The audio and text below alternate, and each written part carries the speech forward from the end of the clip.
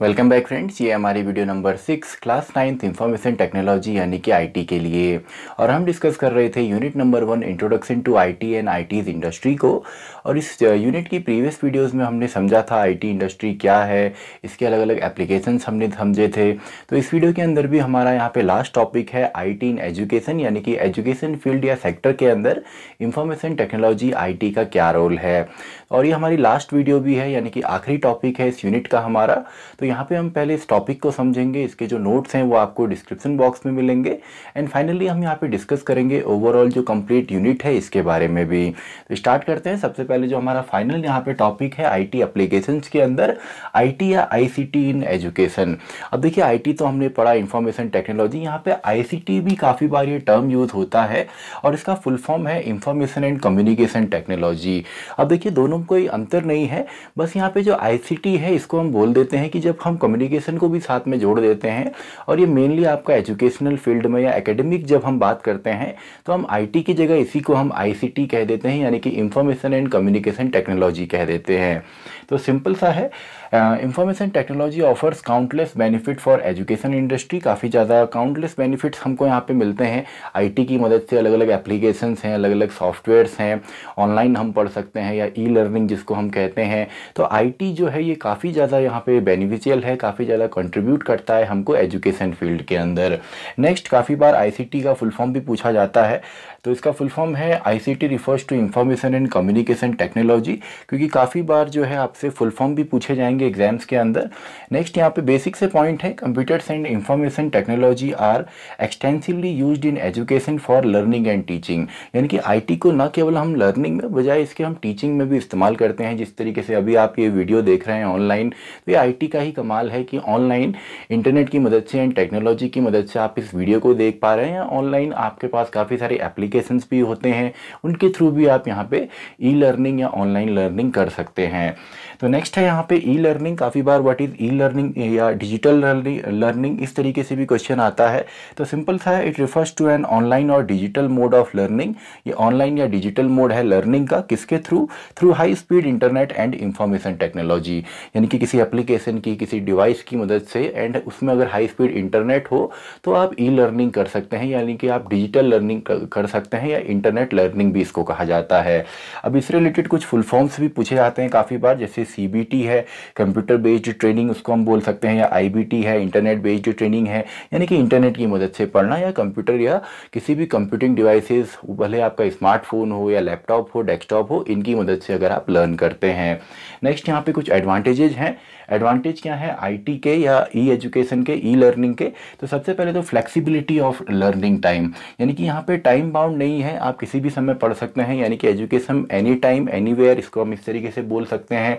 Cost effective है, यानी कि यहाँ पे काफ़ी ज़्यादा जो डेटा है, जो इन्फॉर्मेशन है इंटरनेट के ऊपर, वो फ्रीली अवेलेबल है, तो आपको पे करने की ज़रूरत नहीं पड़ती है। और अगर कहीं पे कॉस्ट है भी एप्लीकेशंस पे, तो वो भी काफ़ी कम है।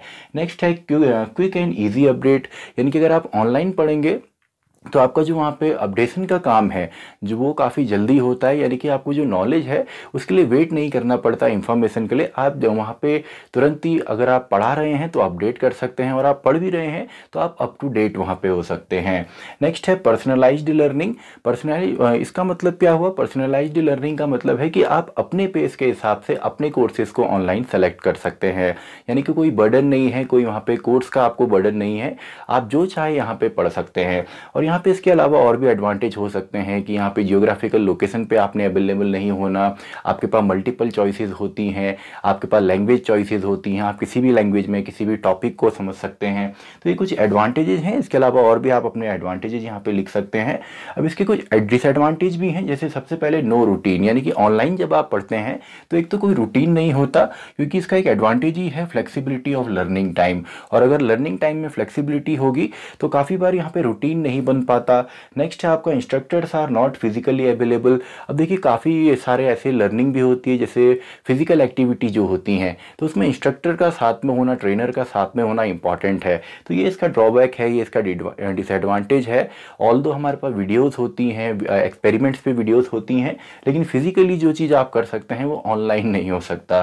तो सिंपल सा है, इंस्ट्रक्टर्स अवेलेबल नहीं है। अब यहाँ पे काफ़ी बार ये टॉपिक आता है आईसीटी इन क्लासरूम्स, यानी कि क्लासरूम्स के अंदर हम इंफॉर्मेशन एंड कम्युनिकेशन टेक्नोलॉजी का किस तरीके से इस्तेमाल कर सकते हैं।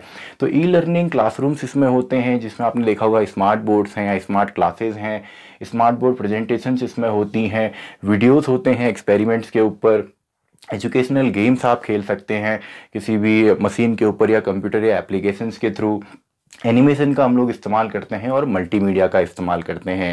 यानी कि जब हम ऑडियो वीडियो एनिमेशंस ग्राफिक्स इन सभी का इस्तेमाल करके पढ़ेंगे तो वो भी आपका आईसीटी को क्लासरूम्स के अंदर आईसीटी की वैल्यू को बढ़ाता है। यानी कि इंफॉर्मेशन एंड कम्युनिकेशन टेक्नोलॉजी की मदद से हम पढ़ सकते हैं। तो ये कुछ हमने यहाँ पे टॉपिक्स देखे, हमने अलग अलग एप्लीकेशंस यहाँ पे देखे।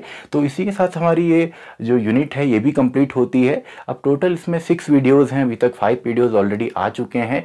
पूरी जो प्लेलिस्ट है उसका लिंक आपको डिस्क्रिप्शन बॉक्स में मिलेगा, साथ में नोट्स भी वहाँ पे हैं और क्वेश्चंस की भी आपने प्रैक्टिस करनी है। तो अब देखिए यहाँ पे जो पूरी जो यूनिट है इससे 4 मार्क्स का आता है और 4 मार्क्स का जब टोटल आएगा तो एटलीस्ट इसमें 2 या 3 क्वेश्चंस आपके आएंगे। तो 2 या 3 क्वेश्चंस अगर आते हैं तो या तो ये मैक्सिमम 2 मार्क्स के आएंगे या 1 मार्क्स के आएंगे। तो क्वेश्चन किस बेसिस पे आ सकते हैं, एक तो सबसे पहले जो बेसिक जो होता है वो फुल फॉर्म्स होते हैं।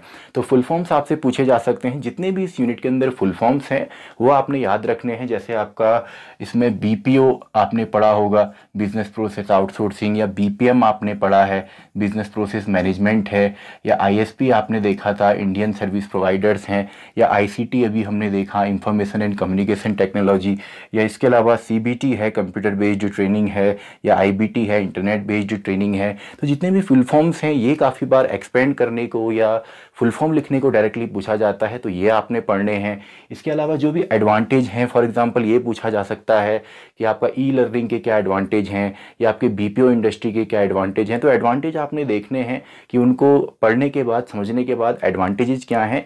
जैसे बीपीओ में मेन एडवांटेज होता है कि कोर पे हम फोकस करते हैं बिजनेस के, और जो एक्स्ट्रा वहाँ पे प्रोसेसेस होती हैं उनको हम आउटसोर्स कर सकते हैं। काफ़ी बार डिफरेंस पूछा जा सकता है कि जैसे आपका आईएसपी है, इंडियन सर्विस प्रोवाइडर्स जो हैं, एंड आपका एमएनसीज हैं, मल्टीनेशनल कॉरपोरेशंस, इसमें क्या डिफरेंस है।